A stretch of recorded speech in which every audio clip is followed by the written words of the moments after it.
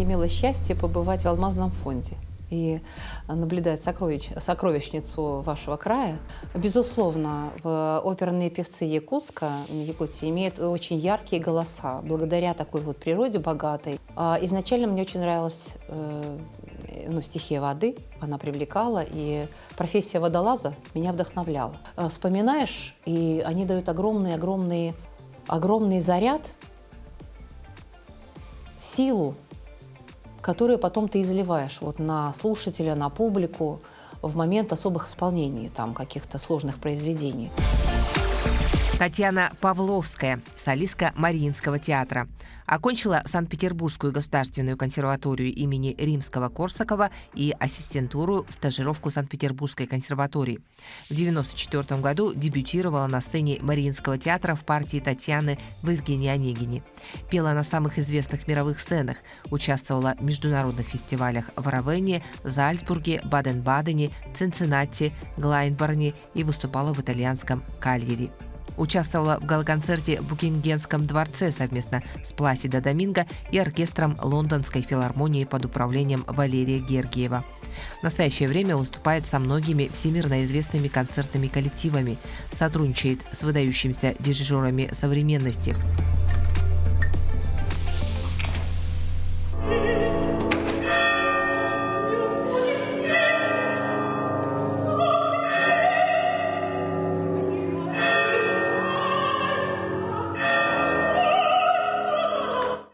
Здравствуйте, Татьяна Геннадьевна. Здравствуйте. Я очень рада вас видеть. Вы не в первый день в Якутске, но в первый раз. Я в первый раз в Якутске, да. Да. Это мой уже третий день в прекрасном городе. Что вы уже успели увидеть и что вам еще предстоит? Я имела счастье побывать в Алмазном фонде и наблюдать сокровищницу вашего края. Конечно, в большом потрясении пребываю. Это такая красота, где удаешься, насколько природа масштабна и уникальна. Да, и как велики и грандиозные человеческие возможности, которые могут это все огранить. Да, да, и воплотить в совершенные шедевры ювелирного искусства. Шедевры ювелирного искусства — это да, но есть же еще и другое искусство, совершенно чудесное, которому вы посвятили жизнь — это опера. И вы своим мастерством успели поделиться. Да? У меня был мастер-класс, да, с замечательными певцами оперного театра Якутска, и с артистами хора, и с солистами, со студентами. Они присутствовали тоже на мастер-классе, преподаватели и любители оперного искусства. Для всех был вход открыт. Да, я очень рада, что откликнулись на наше предложение и имели смелость переключиться на абсолютно другую систему техники вокала, которую я предложила.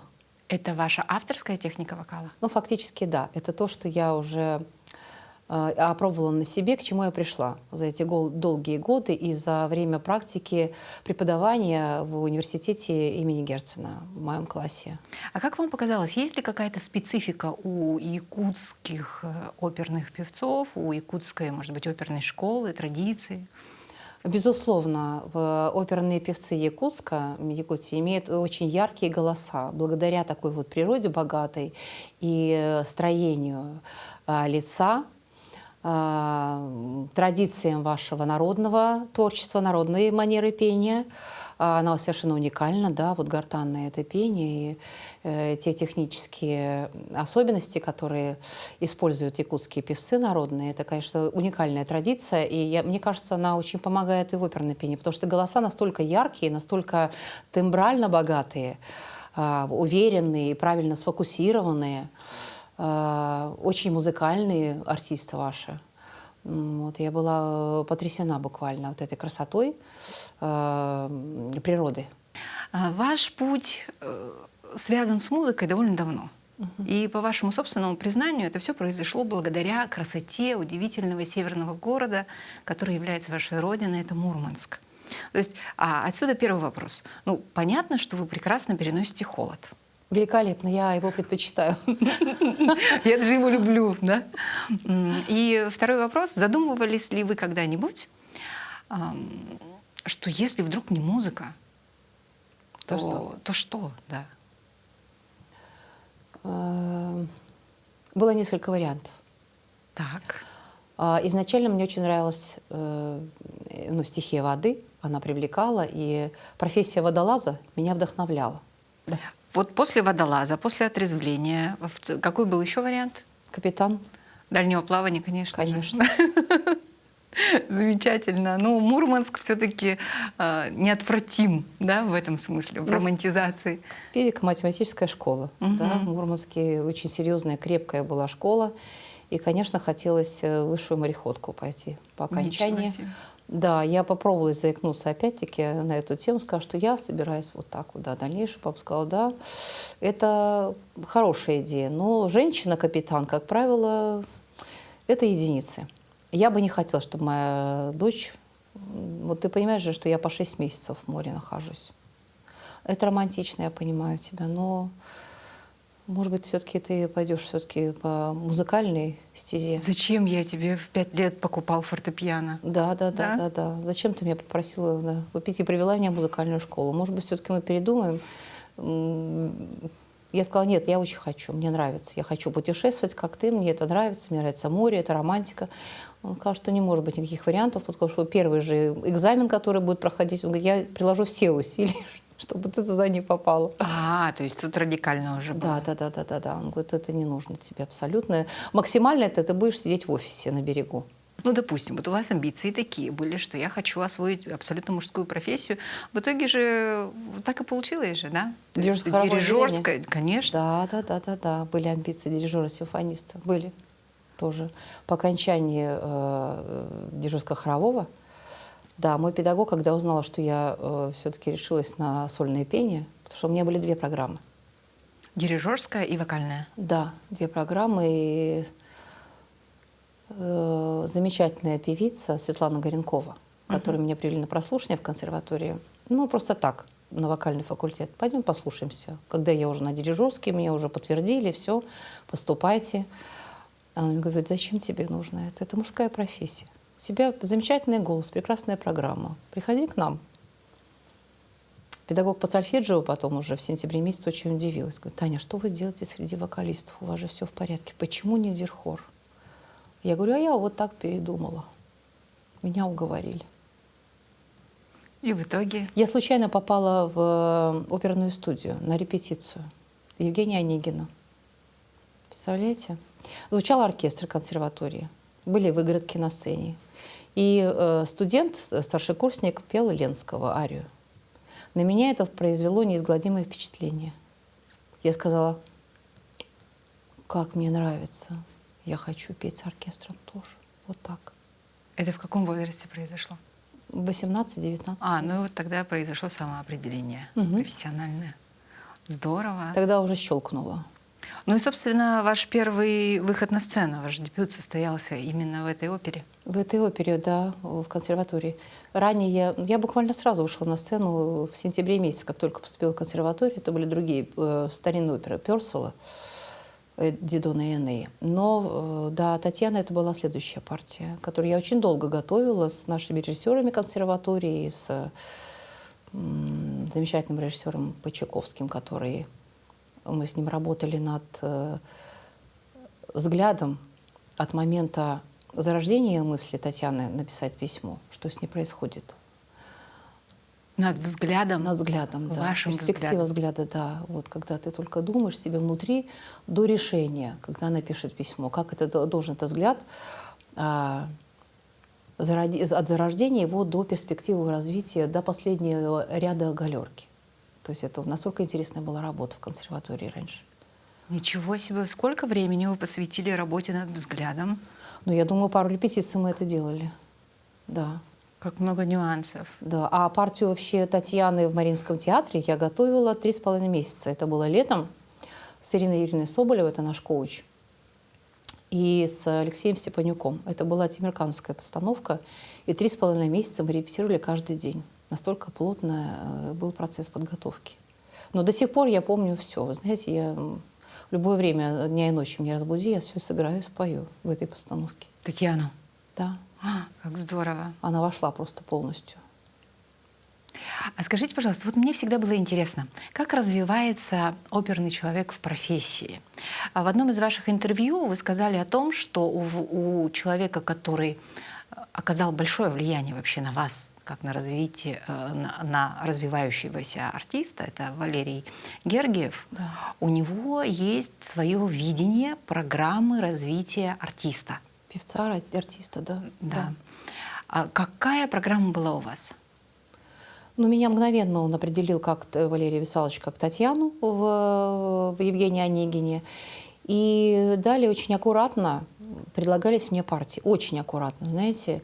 Я настолько счастлива, что нигде, никогда не было никакого насилия вот в моей судьбе с голосом. Все очень грамотно и точно выстраивалось. Будь то, поскольку у меня был такой центральный голос, мне предложили после Татьяны партию «Псковитянки». Мне она была очень удобна и комфортна. Потом была «Игрок» Полина. Тоже наш театр получил тогда «Золотую маску». И мой партнер был ни много ни мало, это был Владимир Галузин. Представляете, Алексей. Очень сложное. И Тимур Чаидзе был режиссер.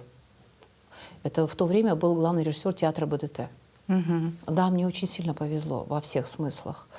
Это была партия вот в Вагнере «Девы цветы», когда мы совсем юные девочки, включая Аню Нетребко, Лию Шевцову, Ирину Джоеву, Ольгу Трифонову, то поколение певиц наших, мы имели счастье работать с Пласидо Доминго и участвовать в записи этого фильма. Фильм-опера и художественный документальный фильм режиссера американского Тони Палмера. То есть до сих пор его можно посмотреть в интернете, он существует, он есть. И Виолетта Урмана пела «Кундри», а Пласидо Доминго пел «Парсифаля». Да, то есть мы работали на сцене с такими великими звездами, с величайшим певцом нашего времени, и маэстро был за пультом, Валерий Гергиев. Мы объехали с этой оперой самые главные сцены мира и континенты все. Ну и потом, конечно, был совершенно невероятный успех. Вот такие моменты, они остаются на всю жизнь в памяти, и они настолько помогают, одухотворяют тебя. Ты вспоминаешь, и они дают огромный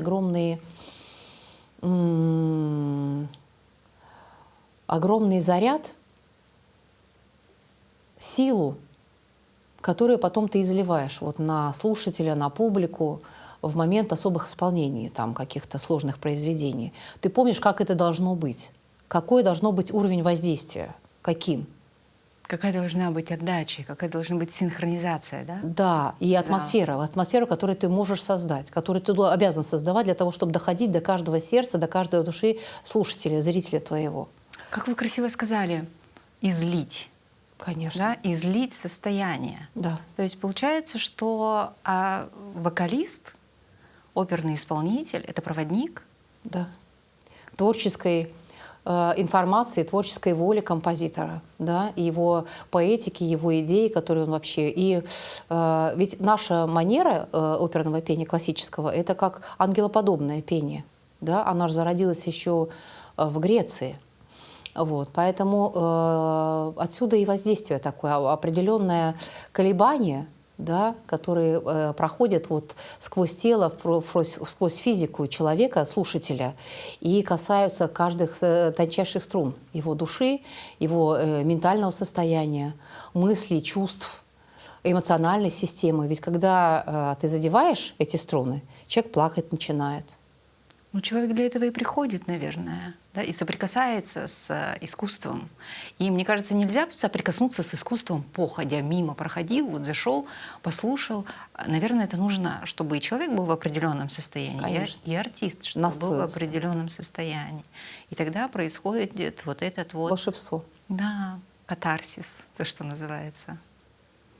Это здорово. Но в таком случае получается, что если вы изливаете, если вы проводник, то, значит, ваше тело, ваш голос — это инструмент. Инструмент, безусловно. А к инструменту нужно относиться, ну, собственно, как к инструменту. Во-первых, с большой ответственностью. Бережно. Бережно. Грамотно. То, что это доверено. Скажите, пожалуйста, как вы холите, лелеете, бережете, сохраняете свой инструмент?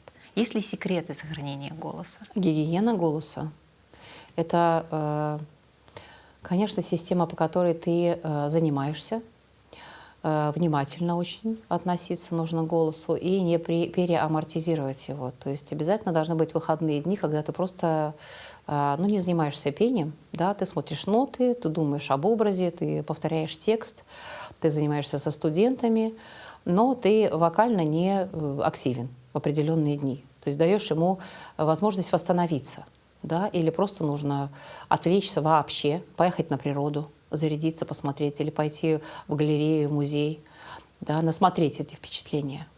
Или просто пообщаться с друзьями или с семьей. Или просто полежать, почитать.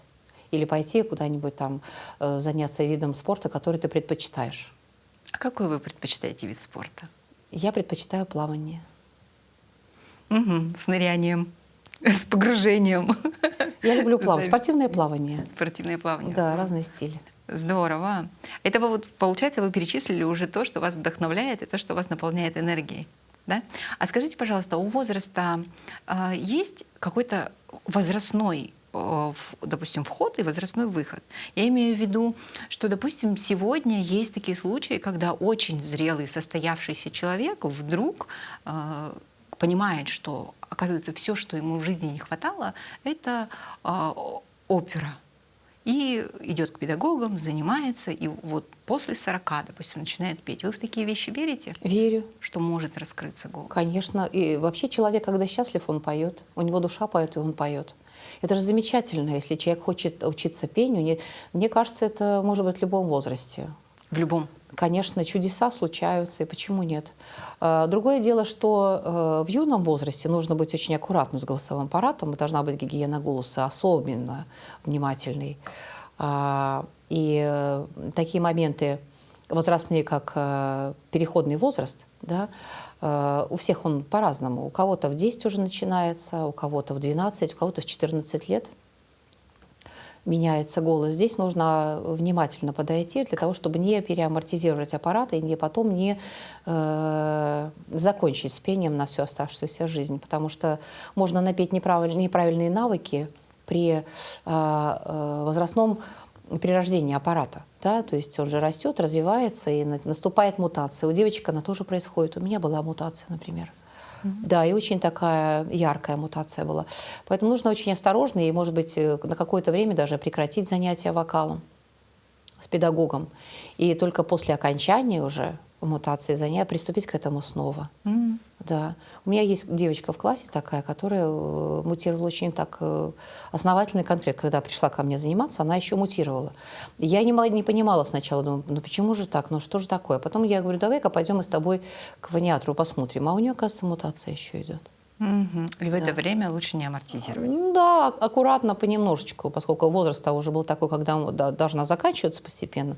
Но я ей объяснила, почему бывают вот эти вот день замечательно, а на следующий день как будто человек никогда не занимался. Это аппарат, он просто еще меняется, растет, да, проходит свое время. Вообще у нас профессия такая, которая заставляет нас заниматься всю жизнь.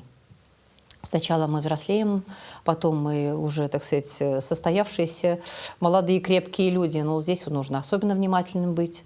А потом мы уже, так сказать, матереем. И здесь тоже нужно наблюдать, когда гормональный фон меняется. Он же все время меняется у нас, понимаете? И те навыки, которые были, они уже не работают. Допустим, природа, она когда-то заканчивается, ресурс. Он исчерпан, и вот здесь начинается падение уже в обратную сторону. Для того, чтобы как-то это сохранить, нужны особенно внимательные занятия и абсолютное знание техники, технологии. Как это делать, насколько, когда, какие партии петь, какие не петь уже, а какие, наоборот, можно начать вот только сейчас. Понимаете? То есть настолько все внимательно должно быть. Никогда нельзя бросать, как пойдет, как повезет. Нет, ни в коем случае. Все должно быть планомерно, спланировано, продумано. Иначе потом такое раскаяние наступает и расплата за невнимательное отношение к такому дару, как Божьему дару, как голос. А есть ли какая-то еда или напитки полезные или, наоборот, вредные для голоса? Это зависит от особенности, мне кажется, национальной кухни и вообще традиции человека, так певца. к Да, чему потому что привыкли, корейцы, да? наоборот, любят, да, острую еду, и для них это никак не влияет на их А голоса. для европейцев? А для нас это губительно, если мы там, допустим, индийскую крепкую такую кухню употребим или корейскую, где много перца, да, у нас будет отек просто слизистой гортани, и мы ничего не споем. Конечно. Ну, холодное, горячее, опять-таки. Кто-то любит ледяную колу, выпить и пойти на сцену. Кто-то любит кимчи съесть. Я знаю такого тенора, который любит съесть кимчи и пойти петь. Германа там или, да, Вадимона. Легко совершенно. Я на это все округляю глаза и говорю, не понимаю, как это он делает. Просто инопланетянин для меня. Но мне все без излишеств, все спокойно. Ни соленого, ни горячего, ни холодного. Так, спокойно, без фанатизма, комфортно. Вот. Мне кажется, что голос любит комфорт. Стабильность какую-то, да? Да, как-то я в юности попыталась, думаю, все занимаются обливанием. Может быть, и мне заняться. В здоровом теле здоровый дух. Думаю, дай-ка я попробую. Хорошо, первый день я облилась холодной водой, хорошо. Второй день я облилась. На третий день мой голос сказал, знаешь, дорогая, вот ты выбирай. Вот либо ты обливаешься холодной водой, либо ты поешь. А мне нужен комфорт. Мне приятно тепленькую ванну, пожалуйста. И все, с тех пор вы решили не экспериментировать. Да, я сказала, хорошо, хорошо. Даже если бассейн, то плюс 30. А скажите, пожалуйста, вот у драматических театральных актеров есть масса суеверий, примет, каких-то таких традиционных действий, которые они совершают перед спектаклем. Или, наоборот, которые не совершают. В вашем случае есть ли какие-то такие действия? У меня есть, конечно, физические упражнения, замечательная дыхательная техника. Называется она бодифлекс. Ну, она была модная лет 20 назад, наверное. Она сродни старого итальянского дыхания, такого певческого. Замечательно, очень удобно. Вот, как-то раскачиваешь себя с утреца натощак, великолепно. Конечно же, я как православный человек, я очень люблю прочесть правила утренней молитвы православной. Меня как-то это сразу настраивает, организует и способствует раскрытию моего творческого потенциала, как мне кажется. Вот, собственно говоря, и все. Дальше я выхожу на сцену и говорю, Господи, помилуй, благослови меня. Призываю всех ангелов с собой на сцену, поскольку манера наша ангелоподобная. Поэтому, ну, как вот у вас здесь вы призываете тоже, да, свои божества? Да. Конечно. Вот так и мы, православные люди, тоже призываем наших ангелов для того, чтобы наша служба была сослужена достойно. И, да, выполнить свой, так сказать, духовный долг, нравственный долг. Спасибо. Татьяна Геннадьевна, скажите, пожалуйста, какой у вас любимый цвет? Голубой. Голубой. Да. Голубой — цвет духовности. Цвет духовности. У меня даже дома большая часть квартиры в этом цвете. Светло-светло-голубой такой. Духовность для вас много значит. Да, да. А скажите, пожалуйста, как, на ваш взгляд, связаны и насколько друг на друга влияют музыка и духовность? Напрямую. Это, мне кажется, вообще это духовный вид искусства, прежде всего. Музыка? Конечно. Она просто вот уже... И потом это же искусство во времени. Какое счастье, что мы имеем сейчас возможность записать. Потому что если, допустим, изобразительное искусство, оно вот зафиксировано, ты можешь его видеть и им наслаждаться, то музыка, и особенно живое исполнение, это искусство во времени. То есть оно проходит и все. Мгновение. И его уже не вернуть. Искусство во времени. То есть сейчас, когда мы имеем записи в интернете, на дисках, на пластинках, мы можем это зафиксировать. А фактически это неповторимо каждый момент. Почему он и остается в нашей памяти, на коже, когда ты его ощущаешь, помнишь, как у тебя мурашки встают. Когда тебя касается твоей души, ты испытываешь неизгладимые впечатления. Да? Когда слезы выступают у человека. Когда в симфониях Чайковского есть соло валторны в 5-й симфонии, и ты понимаешь, что это вселенского масштаба музыка. И когда ты слушаешь, проходят такие картины перед глазами, ты не понимаешь, почему у тебя слезы выступают. Я сейчас с вами говорю, а я слышу эту музыку сейчас. Видите, у меня опять слезы выступают, потому что я испытываю впечатление, я помню, как и знаю, как она воздействует на психофизику нашу. Поэтому это такое про здесь и сейчас, Да. да, и про Да. совпадение, и про то, наверное, что если есть желание и потребность сходить на спектакль именно вот с этим составом, Да. да, или с этим артистом, или с этим солистом, то надо идти. Обязательно. Ты знаешь, что ты получишь. Ты прикоснешься к великому, прекрасному. И ты обогатишься духовно и нравственно. Возможно, получишь какой-то ответ, откровение. Бывает так. И не совершишь какой-то ошибки. Или наоборот, сделаешь то, чего бы ты никогда бы не осмелился. В хорошем смысле. Татьяна Геннадьевна, спасибо большое за то, что вы делаете все, и ваши коллеги, за то, что вы дарите искусство, за то, что вы к нам приехали на Чайковский фест. А я думаю, что это счастье для ценителей оперы, для тех, кто, может быть, вовлечется благодаря тому, что они увидели, благодаря тому, что они услышали. И традиционно я бы хотела завершить нашу с вами встречу пожеланиями от вас, нашим телезрителям. Вот ваша камера. Я желаю вам благословения. Пускай все, о чем вы мечтаете, думаете, все, на что не хватало вам смелости, все, в чем вы не могли себе, возможно, признаться, все свершится, состоится. Пускай край ваш расцветает, преображается еще больше. Пускай ваша молодежь будет достойна вас, в памяти ваших предков, памяти ваших героев, которые участвовали и участвуют в происходящих событиях. Все понимают, о чем я говорю. Сохраните свою идентичность. Я желаю вам сохранить свой код, национальный код обязательно.